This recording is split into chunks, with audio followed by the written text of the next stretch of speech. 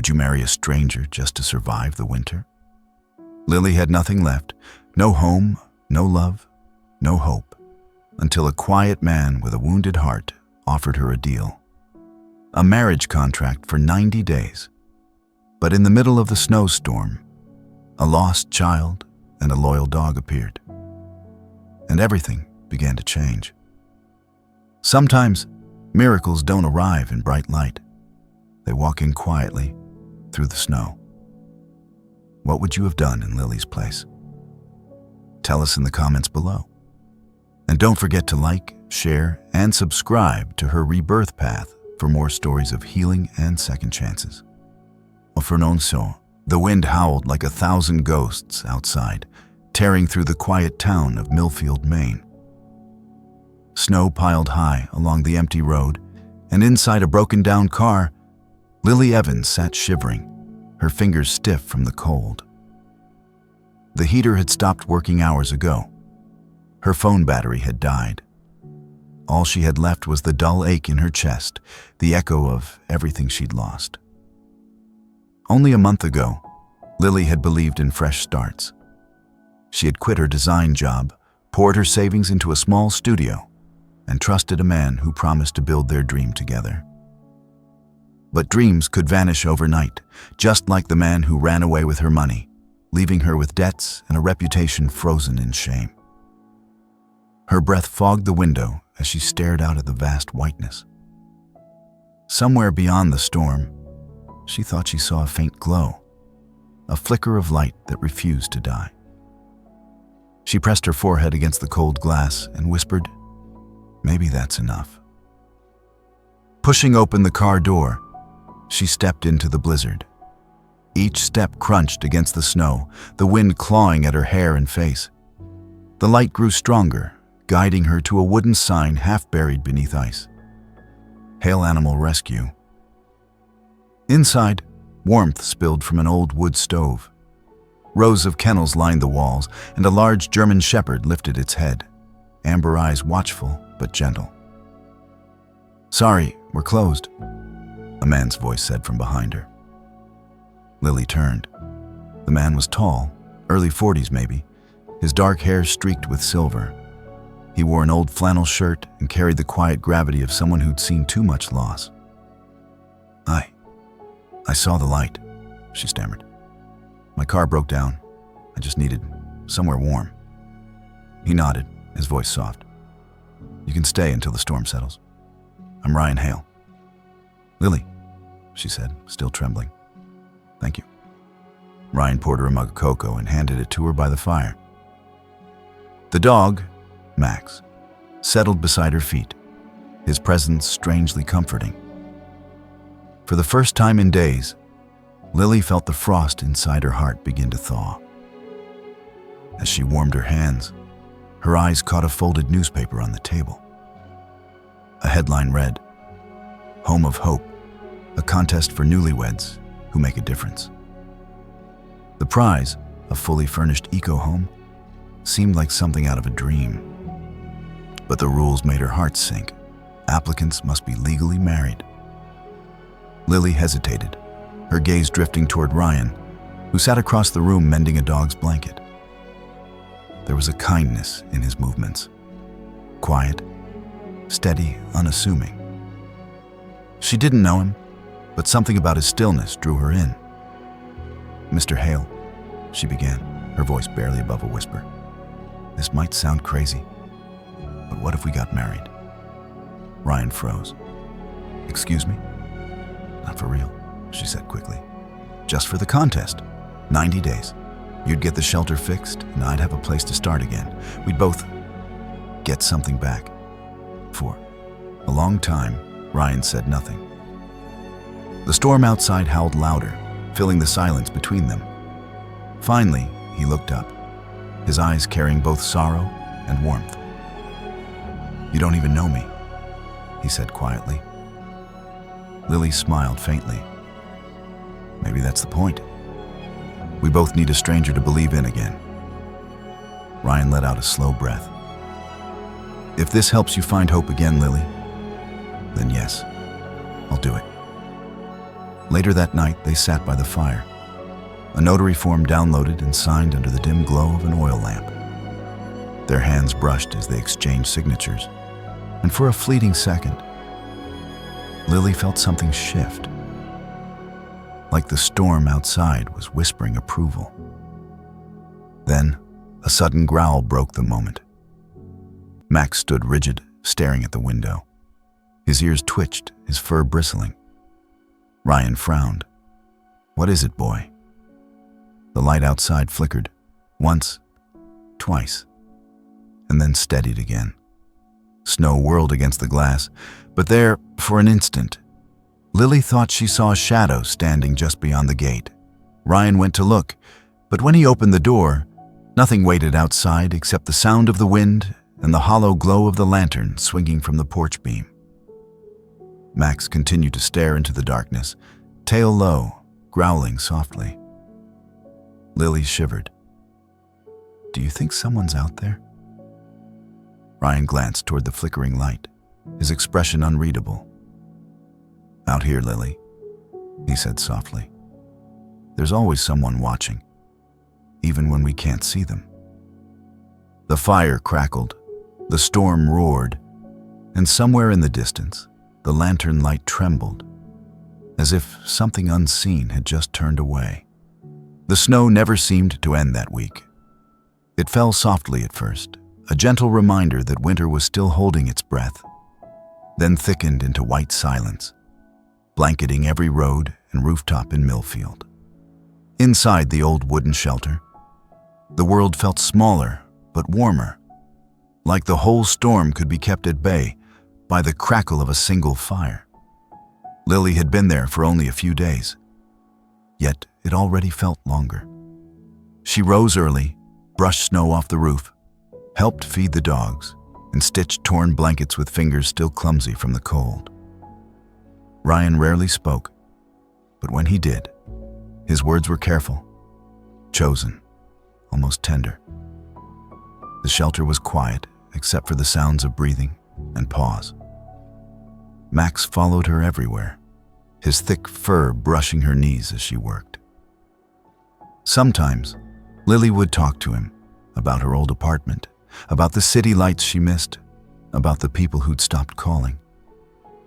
Max would tilt his head, as if listening, and she'd laugh, realizing how comforting it felt to be heard, even by a dog. Ryan noticed. One evening, as they repaired the old fence outside, he said softly, "He's usually cautious with strangers, but he likes you." Lily smiled faintly. Maybe he sees something familiar. They stood there a moment, snow settling on their shoulders like fragile feathers. The wind carried the faint scent of pine and smoke, the kind of smell that made her feel both lonely and alive. That night, after the chores were done, they sat by the fire with mugs of coffee. Ryan stared at the flames, his face flickering between light and shadow. Lily could sense there was something unspoken behind his calm, something waiting for release. She set her cup down. "Can I ask you something?" Ryan nodded without looking up. "Why did you start all this?" she asked, gesturing around at the shelter. "Most people don't just decide to live with a dozen dogs in the middle of nowhere." He gave a small, tired smile. "Maybe I didn't choose it. Maybe it chose me." There was a pause before he spoke again, quieter this time.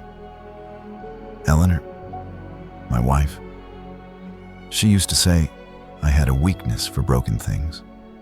I couldn't pass a wounded bird, a lost dog, or a hurting person without trying to fix them. She said it was beautiful at first. Then it became too much. She left one morning after a fight. Said she needed space from all the sadness I kept bringing home." Lily watched him, unsure what to say. "She never came back," he continued, his voice thickening. 2 months later, I found out she'd been volunteering in a mountain town. She died in an avalanche trying to save a child." The fire hissed softly. Outside, the wind moaned through the cracks in the wood. Lily whispered, You still love her?" Ryan looked into the fire for a long moment, then exhaled slowly. "I never stopped. But I don't know if what I feel is love or guilt." Max, lying beside the hearth, lifted his head and whined, as if sensing the heaviness that filled the room. Lily reached down, stroking the dog's ear. "Sometimes," she said quietly, "the broken things we try to fix end up fixing us instead." Ryan looked at her, really looked, and for the first time, his eyes softened. The air between them seemed to shift, filled with something fragile but real. Later that night, Lily stepped outside to bring in firewood. The air bit at her cheeks, the sky glittering with cold stars. From somewhere in the distance came a faint sound, a cry, thin and trembling. She froze, listening. "Ryan," she called. "Do you hear that?" He came out quickly, pulling on his coat. Max's ears perked up. He barked once sharply. The cry came again. Small, frightened, human. They followed the sound beyond the fence line, into the drifted snow where the road curved. The wind howled against them, nearly swallowing the noise, until Lily saw a small figure crouched near a pile of frozen branches. A little girl, no more than 6, huddled there, her coat soaked, her hands bare and red with cold. She was crying softly, whispering something they couldn't understand. "Oh my God," Lily gasped, dropping to her knees. She wrapped her scarf around the child, pulling her close. The girl trembled but didn't resist. Ryan knelt beside her. "It's okay, sweetheart. You're safe now." Max circled them, barking once, then twice, before stopping, staring at the girl with an intensity that made both adults pause. His tail wagged slowly, uncertainly, and then he took a cautious step forward, pressing his nose gently against her hand. The girl looked up through her tears, her voice barely audible. "Doggy." Lily exchanged a glance with Ryan. Max's body relaxed as he lay beside the girl protectively, like he knew her, like he'd been waiting. Ryan frowned, whispering, "That's strange. He never does that." Lily's heart pounded. "Ryan, do you think maybe she's from around here?" But before he could answer, the lantern light flickered again, once, twice, as if something unseen had moved past them in the dark. Mac barked into the night, the sound echoing across the snowy fields. And for a fleeting second, Lily thought she saw footprints leading away from the road. Small ones, vanishing into the white. Who was the little girl, and why did Max seem to recognize her from the very first moment? The next morning brought a stillness that felt heavier than the storm itself. The wind had quieted, leaving behind a blanket of white that shimmered like glass under the pale sun. Inside the shelter, the air was filled with the scent of oatmeal and wood smoke. The little girl sat at the table, her tiny hands cupped around a steaming mug of cocoa. Lily watched her quietly. "What's your name, sweetheart?" The girl hesitated, then said softly, "Emma." Ryan crouched beside her. "Do you remember where you came from, Emma, or your mom and dad?" Emma shook her head. I'm looking for my mommy. She has hair like sunshine. I see her in my dreams." Lily's throat tightened. She brushed a stray strand of hair from the girl's face. "We'll help you find her, okay? You're safe now." Ryan had already called the police that morning. 2 officers came, kind but cautious, asking questions the girl couldn't answer. They promised to search nearby towns and left with sympathetic glances. When the door closed, silence settled again, except for the sound of Max's tail brushing the floor. Max refused to leave Emma's side. Wherever she went, he followed, gentle, protective, as though he understood something the adults did not. When she played with his ears, he didn't flinch. When she napped, he curled up close enough that she could rest her head on his chest. Days passed, and the shelter seemed to change. It was warmer, softer. The laughter of a child filled the corners that had once known only echoes. Lily taught Emma to feed the dogs. Ryan built her a tiny bed from spare wood. Max, always watchful, seemed content again, almost peaceful. One afternoon, while Lily was folding blankets, Emma came running to her with a piece of paper clutched tightly in her hand. "I made something," she said proudly. It was a drawing, simple, colorful, innocent. A small wooden cabin surrounded by trees covered in snow. In front of it stood three figures: a woman with golden hair, a man with dark eyes, and a big brown dog. Lily froze. Her heart skipped. "Ryan," she whispered, "you need to see this." He wiped his hands on his jeans and walked over. The moment he looked at the paper, his expression faltered. It wasn't just any cabin. It was their shelter, drawn in the exact same shape, even the broken window near the door. And the people, the man, the woman, the dog, they were unmistakably Ryan, Lily, and Max. Ryan frowned. "Emma, who showed you this place?" Emma looked up, confused. "Nobody.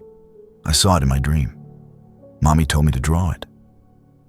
Lily and Ryan exchanged a glance, part awe, part fear. Lily knelt beside Emma. "Sweetheart, when you dream, what does your mommy say?" The girl thought for a moment.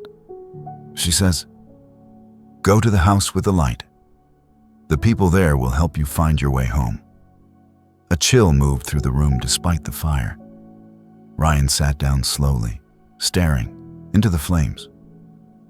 His voice was quiet. "The house with the light. That's what Eleanor used to call this place when we first built it. She said every lost soul deserved a warm light to follow." Lily looked at him, eyes wide. "You think—" He shook his head, almost smiling, though it didn't reach his eyes. "No, it's just coincidence. Dreams play tricks." But even as he said it, Max stood at the window, ears perked, tail low, staring toward the woods. He growled softly, not in warning, but in recognition, as if he sensed someone familiar. That night, after Emma had fallen asleep in her small bed, Lily sat by the fire sketching designs for new kennels. Ryan joined her, a quiet presence, sipping coffee. "Do you believe," she asked suddenly, "that some souls stay close, not to haunt, but to guide?" Ryan took a long breath. "I used to think so. Eleanor believed in things like that. I don't know anymore." Max barked once, sharp and sudden. Both turned toward the window. Snow was falling again, soft, steady, endless. And somewhere deep in the trees, a faint glimmer of light flickered between the branches. There, then gone. Lily whispered, "Ryan, do you see that?" But when he looked, there was only darkness. Was Emma's drawing merely a child's dream? Or was something, or someone, gently leading them all toward the same destiny? The sky over Millfield turned gray again, darker than before. Like the season had forgotten how to end. The wind started as a whisper and grew into a roar that bent the trees and rattled the windows of the shelter. By afternoon, snowflakes spun in wild circles, the horizon swallowed whole. Inside, Lily hurried to seal the windows with thick blankets while Ryan checked the generator. The dogs were restless, pacing and whining. Even Max, usually calm, stood near the door, growling softly, eyes fixed on the woods. "Another storm," Ryan muttered. "We'll have to move the dogs into the storage wing. It's stronger." Lily nodded, grabbing her coat. "How bad will it be?" "Bad enough," he said simply. By nightfall, the lights flickered once, twice, then went out completely. The wind howled through the cracks in the roof. The temperature dropped fast. Lily could see her breath as she worked beside Ryan, guiding the frightened dogs one by one into the reinforced wing. Emma helped too, carrying small blankets and whispering words of comfort to the trembling pups. The storm outside became deafening. Snow blew in through the broken shingles, coating the floor in white. Somewhere above them, the roof groaned, wood straining under the weight of ice. "We'll finish the last ones and get back inside," Ryan said, raising his voice over the wind. But when Lily turned, Emma was gone. Her heart stopped. "Ryan, where's Emma?" He dropped the flashlight, eyes scanning the dim room. The back door, ajar. Snow whirled through the opening. "Stay here," he said, already running out. "Ryan, wait." Lily grabbed her coat and followed into the storm. The world outside was a blur of white and wind. She could barely see 5 feet ahead. Her voice was lost in the storm. "Emma! Emma!" Ryan fought through the snowdrifts, his flashlight cutting through the dark.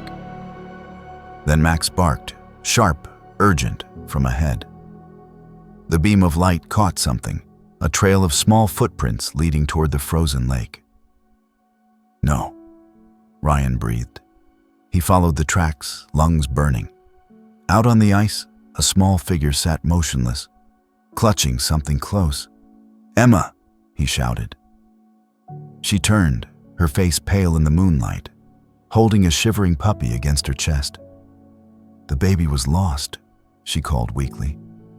"I wanted to bring him home." "Don't move," Ryan yelled. "The ice isn't safe."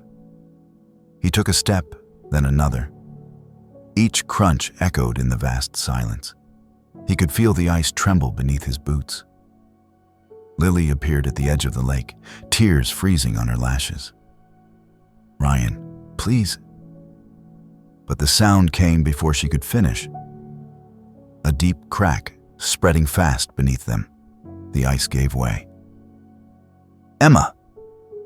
Ryan lunged forward as the little girl slipped, plunging into the freezing black water. Without thinking, he dove in after her.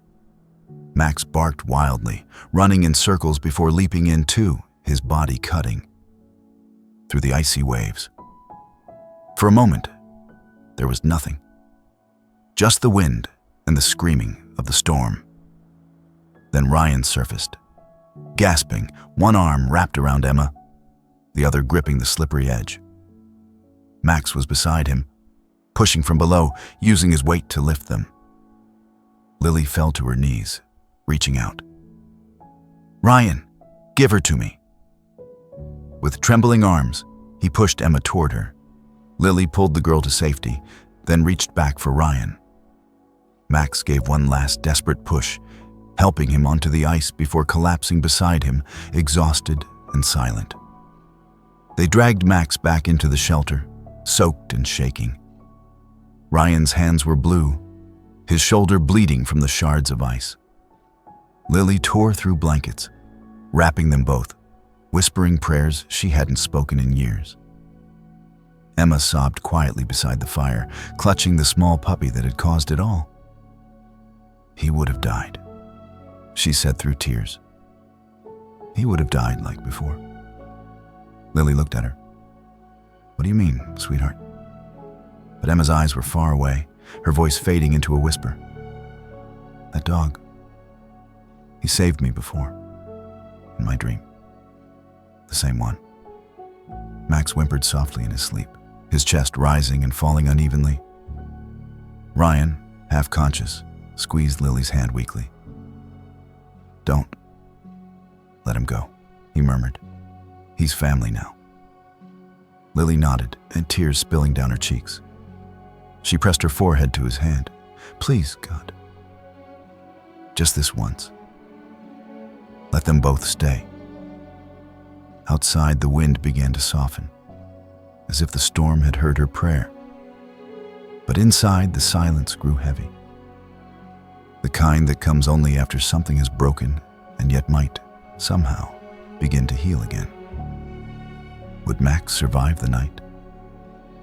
And why did Emma whisper in her sleep, "That dog saved me," once before?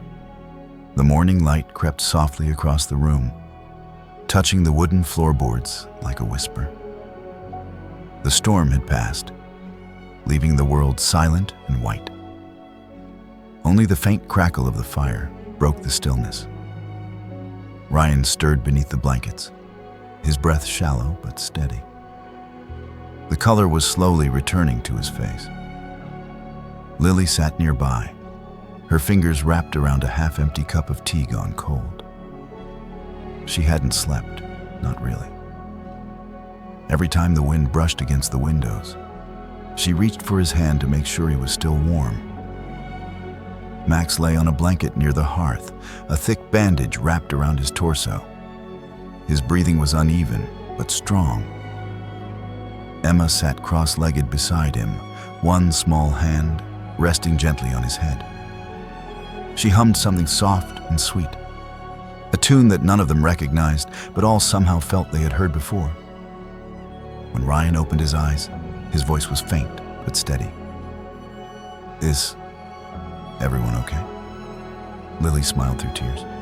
"You saved her, and Max saved you." Ryan turned his head toward the dog. "Good boy," he whispered, his eyes wet. Max's tail thumped once against the floor. Emma looked up from where she sat. "Mommy said brave hearts always come back." Lily froze. "You're... Mommy said that?" Emma nodded solemnly. "In my dream last night. She told me spring is coming soon, and when it does, I'll get to go home." Ryan and Lily exchanged a glance, that quiet kind of look that carried both awe and fear. Later that afternoon, the world outside began to thaw. Snow dripped from the roof, turning into tiny rivers along the path. Lily opened the windows a little, letting in the scent of pine and meltwater. For the first time in weeks, sunlight filled the room. Emma spent the day drawing again. She sat by the fire, tongue between her teeth in concentration, crayons scattered across the floor. When she was done, she ran to Lily with the paper in hand. "I finished it," she said proudly. Lily took the drawing and felt her heart stop for a moment. It was the same little wooden cabin, surrounded by trees.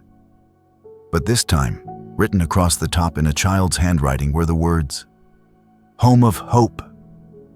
And beneath it, Emma had drawn not 3 but 4 figures. Lily, Ryan, Max, and a woman standing just behind them, her hair golden and her smile soft, watching over the others. "Emma," Lily asked gently, "who's that?" "That's the lady who talks to me in my dreams," the girl replied matter-of-factly. "She says she used to live here. She told me not to be afraid of the storms. They just make the light stronger." Lily's throat tightened. She sat beside Ryan's bed, showing him the drawing. His hand trembled as he took it. For a long moment, he said nothing. Then, in a voice barely above a whisper, he murmured, "Eleanor used to say that exact thing." He looked toward Emma. "What else did she tell you?" Emma tilted her head. "That love doesn't end. When someone leaves, it just changes houses." No one spoke. The fire cracked softly, the light dancing on the walls. That night, as Ryan rested, Lily sat alone by the window. The snow outside glowed under the moonlight, and in the reflection of the glass, she thought she saw a shimmer, faint, fleeting, the shape of a woman with kind eyes. She didn't move, didn't breathe, afraid the moment would vanish if she blinked. Max stirred by the fire, his head lifting slightly, tail wagging once. Lily whispered into the quiet, "If you're still here, thank you." In the corner, Emma's soft voice drifted through sleep. "Mommy says the house with the light is happy again." Outside, a single snowflake fell and melted on the window pane, leaving behind only a glimmer, as if the world itself had exhaled in peace. Was Home of Hope just a contest, or a bridge between two worlds where love and faith met to heal what life had broken? The first breath of spring came quietly, almost shyly. Snow melted in thin silver ribbons along the roads, and the lake that had once swallowed the storm began to glitter again. Birds returned to the pines, and the air smelled faintly of pine resin and earth. Inside the shelter, the walls were patched, the dogs were healthy, and laughter had finally learned how to live there again. It was on a bright morning in March that Lily opened the mailbox and froze. Her hands trembled as she read the letter, her eyes filling with disbelief. "Ryan," she whispered, "you need to see this." He took the envelope and frowned. It was stamped with gold lettering, "The Home of Hope Foundation." As he read, the color drained from his face. Then he looked at Lily, astonished. They chose us," he said quietly. "We won." The letter described their story, how two strangers had braved a blizzard to save both people and animals, how a child's courage and a dog's loyalty had inspired millions. Their story had gone viral after the local police posted about the rescue. Donations had poured in. News outlets had called it the miracle at Mill Field. And now, the foundation had chosen them as the winners of the National Home of Hope project, granting them a newly built house designed to honor compassion, healing, and second chances. Lily covered her mouth, tears spilling over. "Ryan, this is real." He smiled faintly, the kind of smile that carried both joy and disbelief. "Then I guess we have a home." Emma clapped her hands, her golden curls bouncing. "Mommy said this would happen when spring came," she said, eyes shining. A week later, they traveled to Vermont for the ceremony. The event was held in a wide clearing at the edge of a forest, where snow still clung to the shadows, but wildflowers had begun to bloom. As they stepped out of the car, Lily gasped. Before them stood a wooden house with a red roof and wide porch, exactly the one Emma had drawn months ago. Every window gleamed with sunlight. Every detail, from the curved eaves to the tall oak tree in front, matched the drawing perfectly. Ryan stood still, unable to speak. "Ryan," Lily whispered, It's the same." He nodded slowly. "It is." Inside, the air smelled of cedar and fresh paint. Light streamed through large windows, scattering across the polished floor. On one wall hung a small bronze plaque. Lily stepped closer to read it. "Dedicated to Eleanor Hale, the woman who dreamed of a home for every lost soul." Ryan's knees nearly buckled. He pressed a hand against the wall as if trying to steady himself. "Eleanor," he whispered. Lily's heart ached as she turned to him. "Ryan, this was her project, wasn't it?" He nodded, tears glistening. "She used to talk about it all the time. A shelter that could be more than just walls. A place where people and animals could start again, together. But I thought she never got to submit the design." He traced his fingers over the engraved letters, his voice trembling. "I was wrong. She did. And somehow, it found its way back to us." Emma tugged on his sleeve, holding up her drawing, the one she'd made months ago. "See? Mommy said this was our home." Ryan looked down at her, and in that moment, something in his heart finally softened. The last shard of guilt he had carried for years melted like the snow outside. Outside, Max stood on the porch, his fur glinting gold under the morning sun.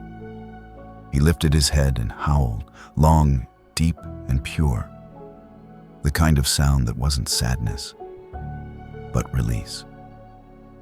The sound carried into the trees, echoing through the valley, as if calling out to someone unseen. Ryan wrapped an arm around Lily, pulling her close. "I think she's here," he said softly.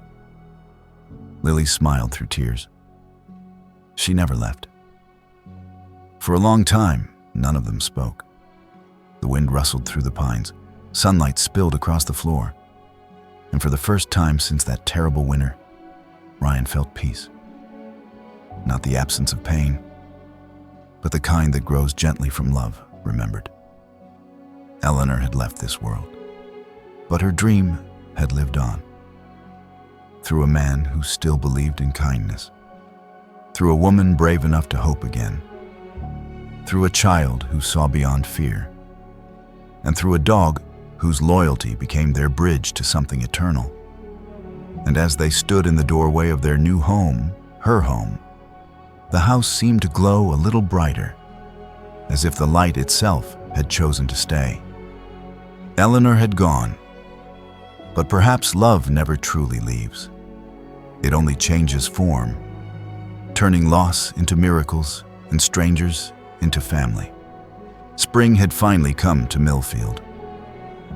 Not the kind that arrived with noise and color, but the quiet sort. Soft sunlight spilling across the meadows, the last of the snow retreating into the shadows. The cherry tree by the porch had begun to bloom again, each petal trembling gently in the breeze. Lily stood by the window, watching the petals drift.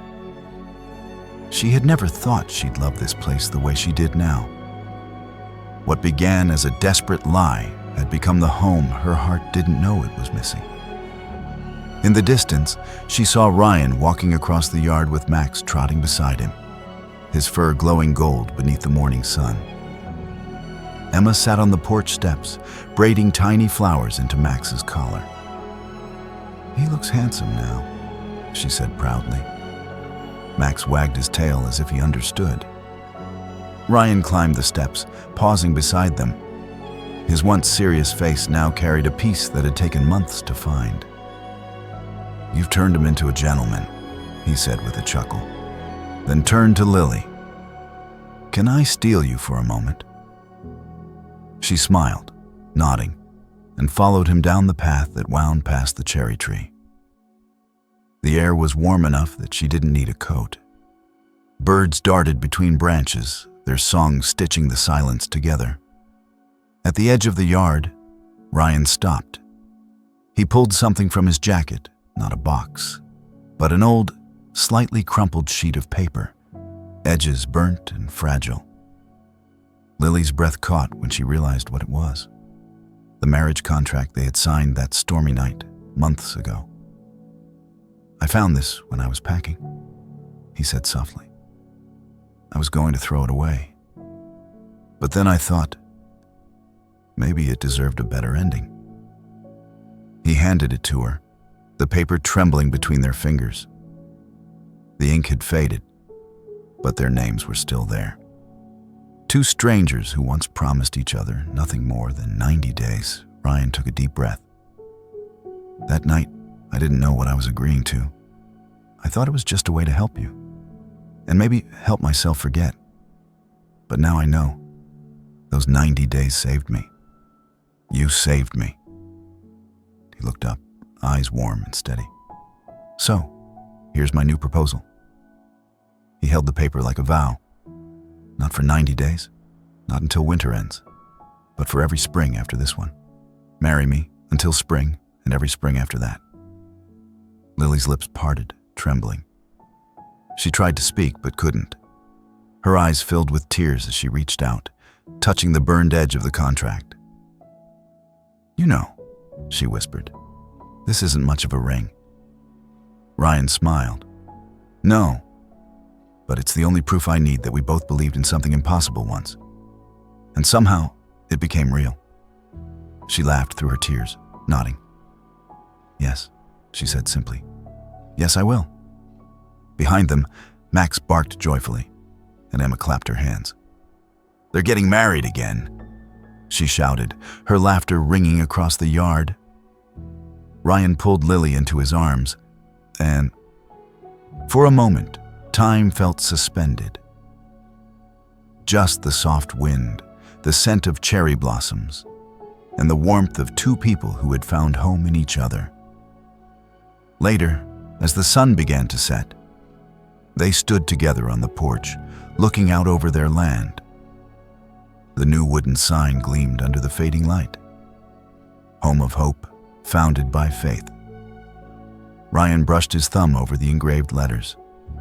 "It's perfect," he said. Lily leaned her head on his shoulder. "It always was." A gentle breeze passed through, scattering petals across the porch steps. Emma chased them, laughing, while Max trotted behind her, tails swaying like a metronome of joy. And for a fleeting instant, just as the sun broke through the clouds, Lily thought she saw a figure standing by the doorway. A woman with golden hair, smiling softly, her eyes full of peace. She blinked, and the vision was gone, replaced by the shimmer of sunlight on wood. But something in her heart whispered that Eleanor hadn't vanished. She had simply found her place among them, her dream finally alive. Love, it turned out, didn't end with goodbye. It only waited, patient as spring, to bloom again. Faith does not bring back the ones we've lost. It brings new life to those who remain. In every broken heart, there's a quiet place where grace begins again. Maybe the miracles we seek aren't thunder or fire, but the small warmth that comes when we choose to love, to forgive, and to hope once more. So if this story has touched your soul, share it. Leave a prayer, a thought, or a simple word of kindness below, because every act of compassion lights another corner of this world. May God bless you and those you love, and may He fill your days with peace, courage, and spring that never ends.